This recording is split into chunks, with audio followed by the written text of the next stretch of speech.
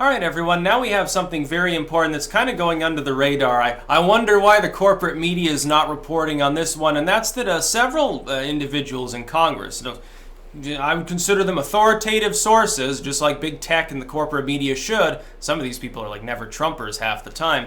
They're saying, hey, Lisa Page in closed testimony with some of us on the Intel committee, she actually said that Strzok there, no, he wasn't quite accurate. Like when he says, well, some of our texts were more tongue-in-cheek, they don't mean what they say, she's contradicting that. She says they actually all meant exactly what they said. She apparently was considered very forthcoming by the Republicans on the Intel committee. That's got to worry some people within the Democratic aisle of Congress. By the way, it's going to be interesting to take a look over the next couple of weeks at both the generic congressional ballot and Trump's approval. I can't wait to dig into it because Trump's approval had ticked up half a point, but in the wake of the Russia stuff, I can actually see him declining a couple points thereafter. It's easily restored. It's going to go back up. But for a while, it's going to be more shaky. We've got to see how much it falls. Could it 40 for all we know?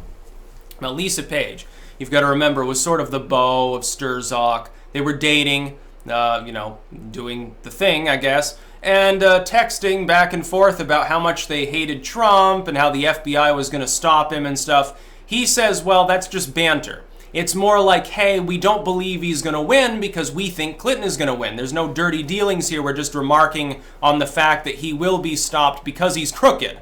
Therefore, the FBI is going to find evidence that he's crooked, almost like, hey, you've already determined what the outcome will be with regards to the investigations you're doing on the Clinton email investigation and stuff.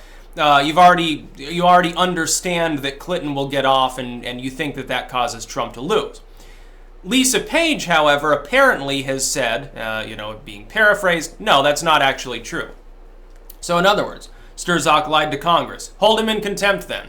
Say, hey, you lied to us, and she's claiming that you were being absolutely literal. I think she'd know since you were probably having sex with her at the time. She's another mid-level FBI employee. You're working together on this case. We're going to take her word for it. Bye, Mr. Strzok. We're going to put you in a cell for a while for lying to us. Either that, call him before Congress again and confront him with her testimony and then cross-examine him. In an open hearing, preferably. It'd be very funny. By the way, why wasn't Lisa Page questioned fully in an open hearing? Why don't we get to hear what she says? Are you going to call her forth again? Call him forth at the same time and let them debate one another. That'd be funny. So it looks like there was actual dirty dealings going on within the FBI. An FBI employee from that time who doesn't even like Trump, someone who presumably has taken some sort of deal behind the scenes in order to say such things. She's contradicting that, saying, yeah, absolutely. We wanted to stop Trump. Clinton we thought she should win. Yeah, we're biased. Exactly. We're biased individuals. She's throwing Strzok under the bus. Why else would she say this? And why else, by the way, these Republicans, they wouldn't come out and lie about what she had said. That would be a big mistake.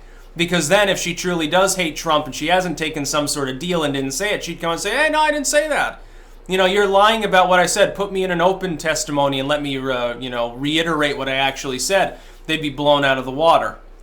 If that is the case, then these Republicans won't be reelected ever again. Trump, his approval will certainly decline, along with the GOP losing 10 points on the generic ballot. I just don't think that's actually going to happen. I think that she's actually was forthcoming, contradicted his testimony, because if you look at Strzok's face, he looked rather smug now, didn't he? A lot of people said that he had a psychopath look about him. Like he is basically, without actually saying it, he's like self-assured. He's like, well, I'm a big man in the FBI. I've got the deep state behind me that you can't do shit. And so I'm going to grin while I lie to you because nothing will come of it. It looks like his girlfriend may have caused that not to entirely be the case. Maybe he had talked to her before with some witness tampering, a la Manafort, and said, hey, basically shut up, don't tell him anything. I want to be able to be a big-time celebrity and write a book rather than rotting in a jail cell. It's possible if that's the case, but look, there were FBI agents who were clearly biased. If you read the text, there is no other way to construe it. Now, that doesn't mean a deep state conspiracy, but it does mean multiple individuals who were investigating, an active investigation going on into a presidential campaign's, figure, Hillary Clinton, her private email server, It looks as though those on the case knew what the outcome was going to be before it was announced, significantly before, number one, that they had a considerable personal political bias that should have precluded them from working there, number two, and that number three, thereafter, one of these two individuals lied to Congress. They can't both be true. Either the texts were meant literally or they weren't meant literally. One or the other is true, not both. You can't have it both ways. Either Lisa Page lied, and she's trying to, I don't know, be famous or something, be the Republicans' chosen one. Or Strzok lied. Now, looking at the way Strzok conducted himself, I'm going to lean towards he's probably the one lying. That's just me, though. That's just my feelings about it. That also means, by the way, the Mueller probe is desperately endangered. Apparently, wasn't it Rosenstein was like summoned to the White House the other day? I think I heard that was the case. That would be very, very interesting.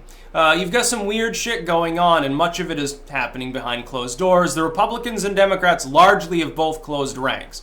Normally, that would mean a long, grueling fight. However, there are cracks showing in the Democratic coalition. On SCOTUS, for politically pragmatic reasons, that's going to hurt them, I think, before the midterms. We gotta calculate that in. In the last fucking 2 weeks of the midterms, we might have to do a lot of shifting around as far as predictions go based on polling. I want to see twice as many Trump approval polls in the last month of this midterm cycle. Otherwise, it's going to be really, really difficult to predict what's going to actually happen. I'm going to get into that probably tomorrow and then probably within a week because of new polling that I'm sure will reflect the fallout from the Russia comments that he's made.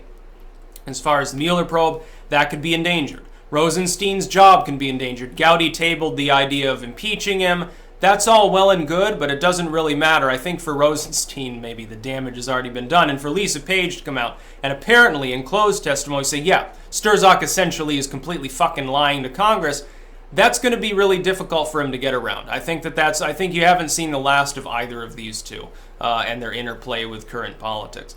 That's about all. Peace out.